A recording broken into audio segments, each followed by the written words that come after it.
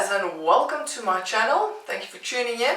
In this video you'll see the reason why it's hard to change and the 5 things you can do to push through the resistance. So first thing is the fact that change is hard.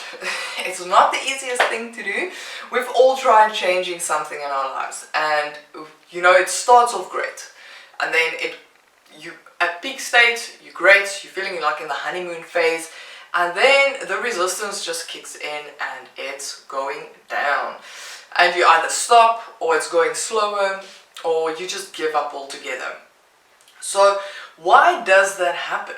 Why do we give up? If this change is good for us, if this is a good change, for example, deciding to exercise before work, that's obviously a good thing. Well, your body has a comfort zone, a natural comfort zone where it wants to be.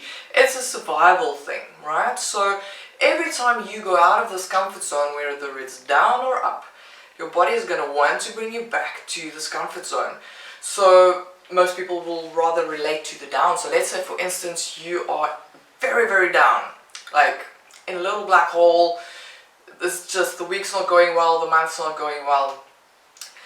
When you get too low, something kicks in and you do something that brings you back to whatever your natural comfort zone may be. Alright? So that comfort zone may be where you just feel content, or that comfort zone may be where you feel ecstatic, or that comfort zone may be where you are a little moody and down and stuff like that is your natural state. Some people are there, which is fine. So whatever your lowest point is. So Tony Robbins actually explains it quite well, where he refers to you going at 60 kilometers an hour as being your comfort zone. So when you go down, down, down, about 50, it's still fine. Your body still lets it go, let it go. When you get to 40 kilometers an hour, it just says no more. Something kicks in. You decide to go running. You decide to go out and have a good time with friends to get you back to your 60 kilometers an hour. The same happens when you're trying to do something better, right? So let's say getting up early in the morning to go running, or to work in some me time, whatever. When you get to 70 kilometers an hour, 75 kilometers an hour, it's still fine. When you get to 80 kilometers an hour, your body says, whoa, nope, and it takes you back to 60 kilometers an hour. So the way it does that is through self-sabotage techniques. You know, we all know them. By the way, perfectionism would count as one of those. So for instance, if I waited until this video was perfect, this video would never see the light of day. So that's a great example of a self-sabotage technique. Then also the resistance is just your whole body resisting. An example from my personal experience is when I decided I want to start meditating in the mornings. I knew the long-term benefit of meditation, so I decided this is something that I want to start implementing. The first couple of days was fine, it went fine. And then obviously my whole being was a little bit higher than it was before I started meditating. And then at some point my body just decided this is too high, this is out of your comfort zone, this is not natural for you. And it started resisting. So what happened was, during meditations, I would get so nauseous, and I would actually my whole body would start aching. Because your body can do that, by the way. If it doesn't want to go running, it will act like it's sick. You know, that little kid acting like it's sick before you once because he doesn't want to go to school. So that's kind of the same thing. Your body is going to react. It's going to have a physiological reaction. What I did was I pushed through. So I just decided, I was sitting there in that, like, I wasn't even meditating anymore. I was just trying to just control this feeling.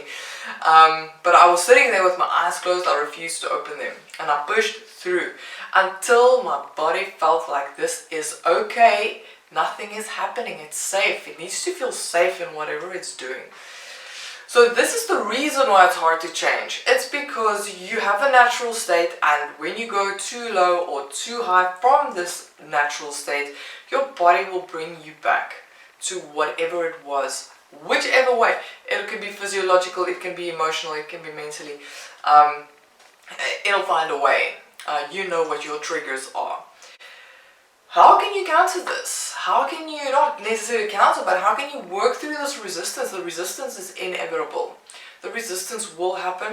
Self-sabotage techniques will show up in your life. You're going to need to know your triggers. You're going to need to have awareness. So that's number one. It's going to be the key to most things in life is awareness. Do you have awareness of your triggers? Do you have awareness of when this is happening or where you are in this phase? We'll work through this in a second. Do you even know where you are on that? Do you know how to get yourself out of it? Your desire. Number two is your desire. This is your why. Did you write down your why? Why did you want to do this? Why do you want to bring about this change? Because holding on to your why is probably going to be your biggest asset. It's just always holding on to the vision.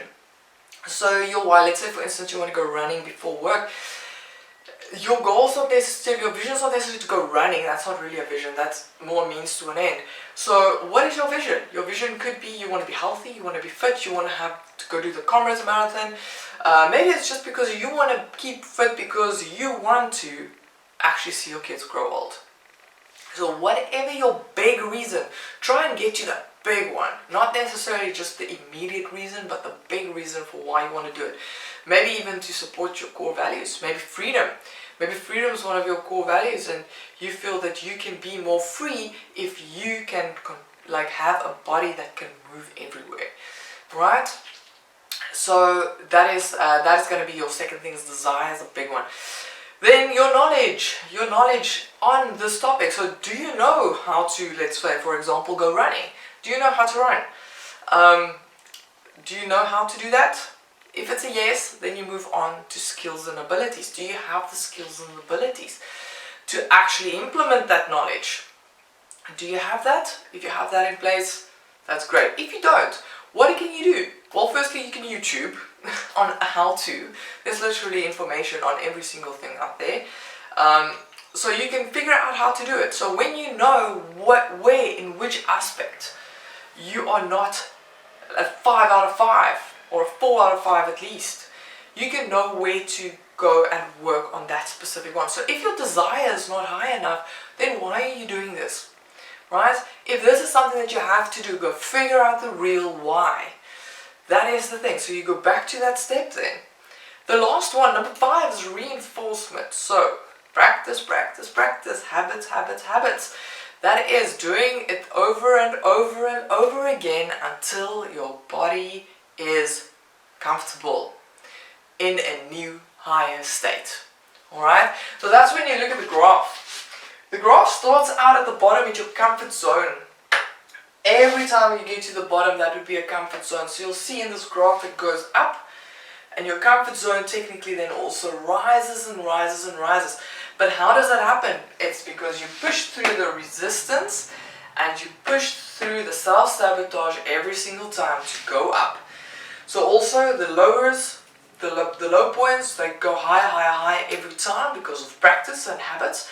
And also, not just that, your gaps become tighter, tighter, tighter, because you can snap back to peak state quicker when you have a habit of going there.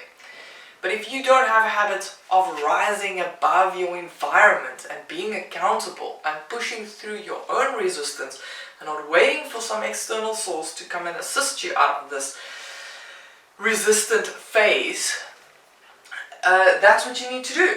That's how you're going to get up and up and up. At the top, right? At the top, that is where self-sabotage and resistance takes place. So you'll know that you've reached your honeymoon phase every time resistance kicks in. You'll know that that is the next limit that you need to break. That's the next one. So you're going to inevitably probably go down a little bit, and then you're going to push through the resistance again, and you're going to go up.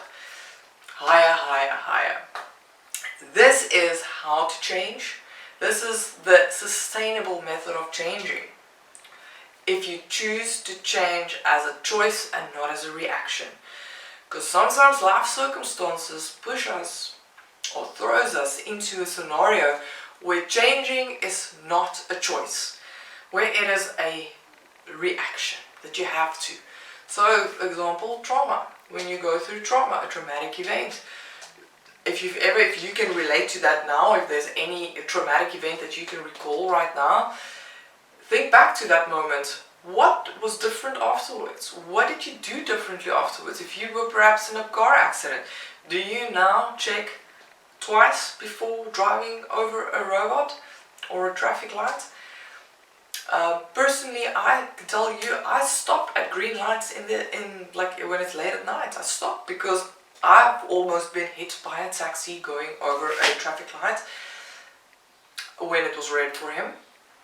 So do you have moments like that where you can now relate to that and see, out of a reaction because that was traumatic, not that that was really a traumatic event, but just to give you a light example, I now have a habit of stopping and checking. Alright, so I changed because of something that happened. So I changed as a reaction and not as a choice. Alright, so go. What are you going to do this week? Is there anything that you're going to go and try and do? Remember to like this video and subscribe if you want to see more videos. And let me know if you have any questions.